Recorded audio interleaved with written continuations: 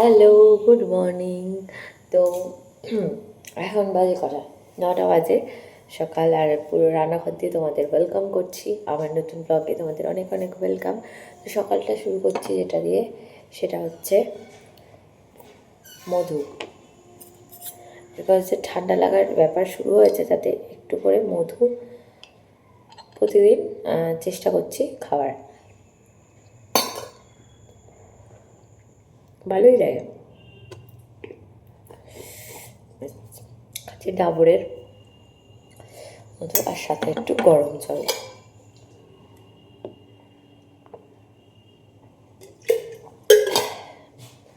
গলা শুনে বুঝতেই পারছো, মাঝে এমন ঠান্ডা লেগেছিল যে গলাতে আমার কোনো আওয়াজই বেরোচ্ছিল না, মানে পুরো ভয়েস চলে গিয়েছিল।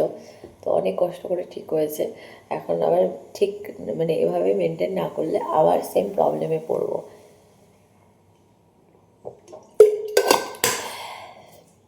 আর এখানে বানাচ্ছি আমি চা। ওকে, চা, একটু দুধ চা খাবো। তো পাপা ওদিকে ঘুমোচ্ছে, ভাবলাম একটু চা বানিয়ে চাটা খেয়ে নিই, তারপর একটু রেস্ট নেবো আবার।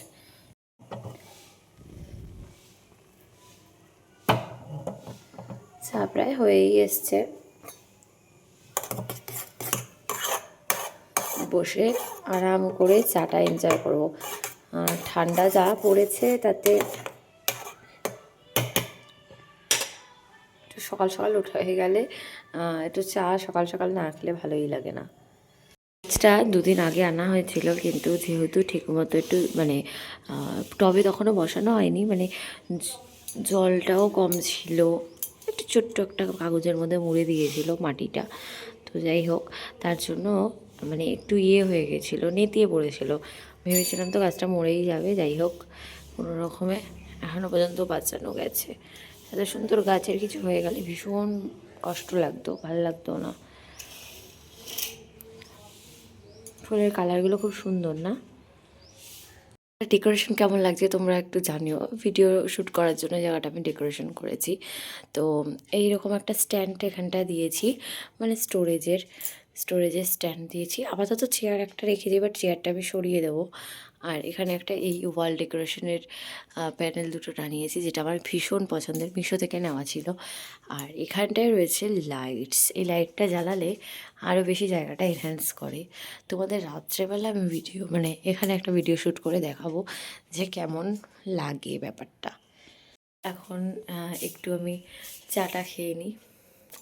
পাপা ওইদিকে ঘুমোচ্ছে, এই যে পাপা ঘুমোচ্ছে। আর ওইদিকে চাদর টাঙানোর একটাই কারণ, যেহেতু জানলার পাশে, তো এবার জানলা থেকে যতই পর্দা দেওয়া থাক না কেন প্রচণ্ড আওয়াজ রাত্রেবেলা। তো তার জন্য দুটো তিনটে চাদর এরকমভাবে আমি টাঙিয়ে দিই, যাতে কি ঠান্ডাটা না আসে। বাচ্চা আছে, অসুবিধা হবে, বড়োদেরও তো অবশ্যই অসুবিধা হতে পারে, তাই না? এই আমার বাচ্চাটা সকাল সকাল উঠে গেছে। ও সোনা, দাঁড়াও দাঁড়াও দাঁড়াও দাঁড়াও দাঁড়াও দাঁড়াও। ইয়ো মাম্মা মাম্মা, এ গুড মর্নিং বাচ্চা আমার।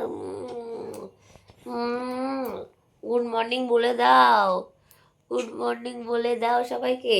ও মুন্টুস মুন্টুস মুন্টুস, সকাল সকাল এত কেন? কটা বাজে? কটা বাজে? এখন তো সবে 9:30 বাজে।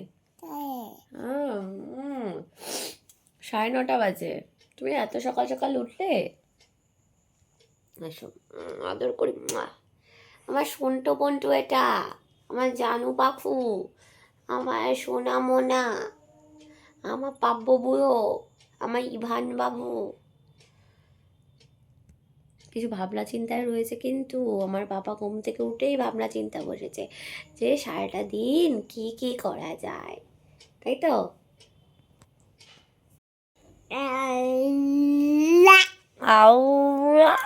আবার করো।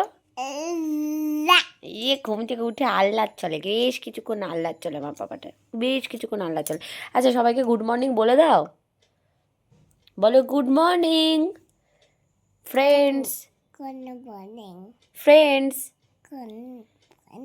আচ্ছা বলো ওয়েলকাম। ওয়েলকাম। আচ্ছা, এখন গুড মর্নিং চলছে। আমার শোনো বাচ্চাটা। তোতা পাখি, ডালিম গাছে, মৌ, মৌ, মৌ। আচ্ছা ঠিক আছে, এবার বলো, ডালিম গাছে মৌ, এত ডাকি তবু কথা, তবু কথা বলো, কও না কেন বউ।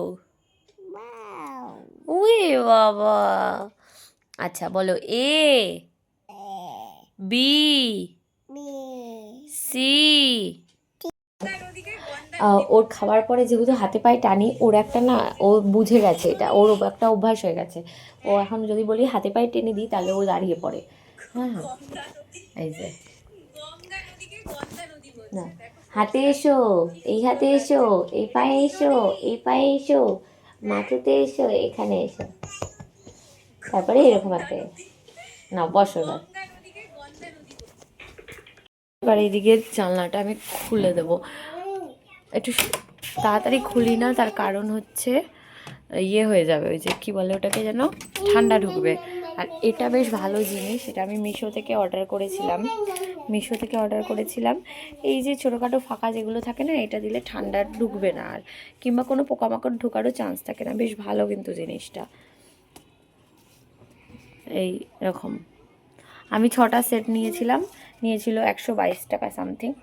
তো এই হচ্ছে ব্যাপার। আর এই যে আমার প্রাণের গাছটাকে রিপোর্টিং করা হয়েছে এই টবে, একটু ছোট টবে ছিল। তো এই হচ্ছে ব্যাপার। গাছ ভালোবাসো তুমি? খুব ভালোবাসো তো? হ্যাঁ, গাছের পাতা কখনো ছিঁড়তে নেই, গাছ সবসময় ভালো রাখতে হয়। এই একটা ইনডোর প্ল্যান্টগুলো। এবার এই বিছানাটা গুছিয়ে, এই হচ্ছে আমার কমপ্লিট বিছানা গোছানো। আর এই শীতকাল পড়লে না প্রচুর জিনিস থাকে, তো মানে খুব হিজবিজি লাগে। যাই হোক, এভাবে গোছালাম বিছানাটা, এখন বেশ ফ্রেশ লাগছে। এবার টুকটাক কিছু কাচাকুচির আছে, সেগুলো কাচতে দিয়ে যাবো। কী হয়েছে? ও এটা নেবে এখন, এর মধ্যে কি আছে, এটা নিবি?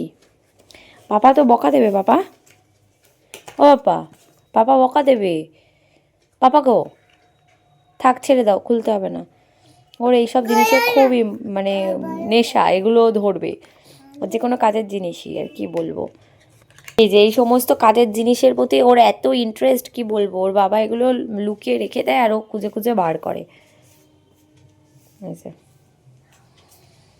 থাক, কিছু তো নিয়ে থাক, তাহলে আর চার্জে দেয় না বাবা, তুমি পারো না, তুমি এগুলো পারো না। মানে এখন ও ভাবছে ওটা যেহেতু চার্জার, এবার ও এখানে দেওয়ার চেষ্টা করছে, কিন্তু ওটা আমি বারণ করলাম যে তুমি এটা দাও। অ্যাকচুয়ালি এটা হেডফোনেরই চার্জার।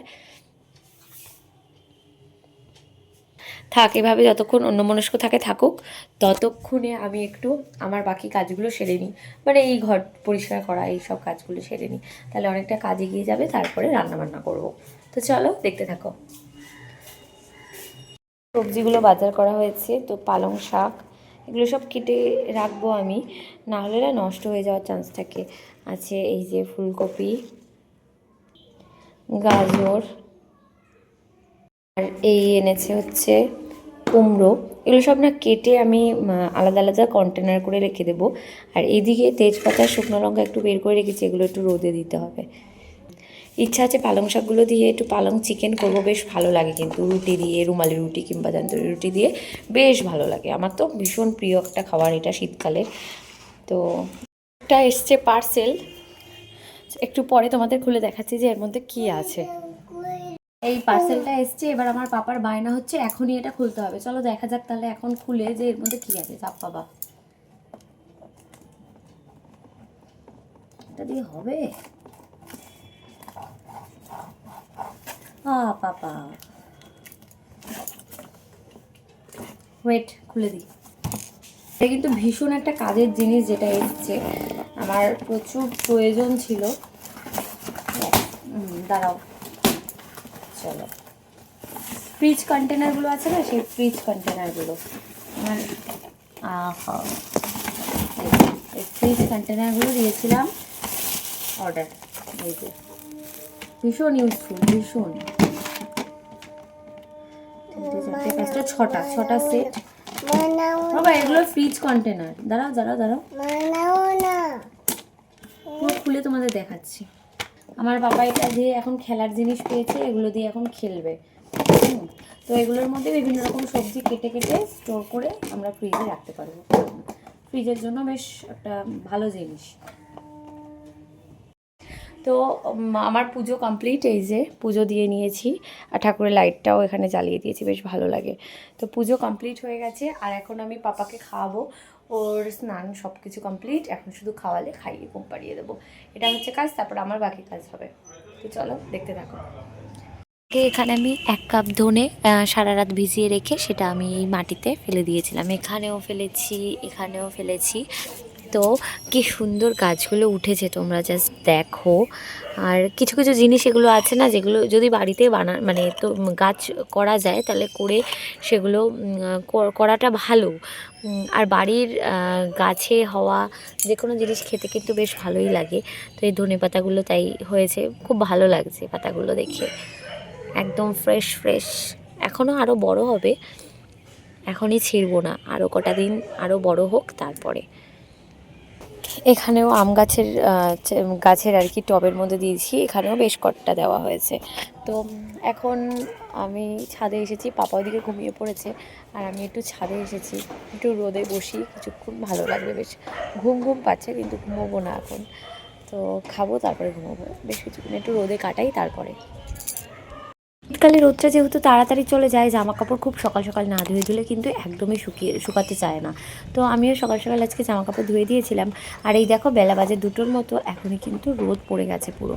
তো আমি একটু রোদে দাঁড়িয়ে জামা কাপড়গুলো তুলে এখন নিচে চলে যাব। পাপা ওদিকে ঘুমোচ্ছে, ঘুম থেকে উঠলে বাকি। তো এখানে আমি বসে রয়েছি, 7:30 বাজে। পাপা এখন জাস্ট এই আধ ঘন্টা হলো ঘুম থেকে উঠেছে, ওকে তারপর খাইয়ে দিয়েছি। এখন বসে বসে এই যে খেলছে এখানটায় বসে। এই টমাস গাড়িটা ওর ভীষণ ফেভারিট, টমাস খুব দেখতে পছন্দ করে, তাই এই গাড়িটাই ওকে দেওয়া হয়েছে। আর ভীষণ পছন্দের একটা জিনিস ওর। আর এই বিছানার ওপরেই ও বসে খেলবে, ওকে যতই আমি ভালো জায়গা দিই ও সেখানে বসে খেলবে না, বিছানাটাকে পুরো ওলট পালট করে দেবে আর কি। আর এখন রান্নাবান্না আপাতত নেই, ওর পাপা বাড়িতে আসবে, তারপর আমি রান্নাবান্না শুরু করব। তো কী করছি না করছি সব কিছুই তোমাদের সাথে শেয়ার করবো, দেখতে থেকো কিন্তু। রান্না করতে নেমেছিলাম, তখনই ওর বাবা বাড়িতে আসলো আর এই ঘুগনিটা নিয়ে আসলো। জানো এই ঘুগনিটা নাকি একদমই তেল ছাড়া। আমি তো প্রথমে বিশ্বাসই করিনি, কিন্তু তারপরে বললো সত্যিই এটা তেল ছাড়া, মানে একদমই তেল দেওয়া নেই। তো তা সত্ত্বেও কিন্তু এত সুন্দর ঘুগনিটা দারুণ টেস্ট ছিল। তো বানাচ্ছি আজকে পালং চিকেন, তার জন্য পালং সেদ্ধ করে নিয়েছি। নতুন করে এই রেসিপিটা তোমাদের কি বলবো, তোমরা তো সবাই জানো, আমার থেকে ভালোই অবশ্য জানো। তো পেঁয়াজ রসুন আদা আমি এখানে পেস্ট করে ভাজা ভাজা করে নিচ্ছি প্রথমেই, আর এদিকে পালং শাকটা সেদ্ধ করে দিচ্ছি। পাপা ওদিকে ওর ঠাকুর ঘরে বসে খেলছে। আর এদিকে আমি সমস্ত কিছু নিয়েছি, তার মধ্যে একটা দুর্ঘটনা যেন ঘটে গেছিলো, ভাবতে পারিনি যে এটা ঘটে যাবে। আসলে আমি পাবলোবাবু হওয়ার পরে খুব একটা রান্নাবান্নার দিকে, মানে এক্সপেরিমেন্টাল রান্না কিংবা টাইম লাগে এমন রান্না করিও না, আর করতে পারিও না। তার কারণ পাপা আমাকে সেই সময়টুকু দেয় না।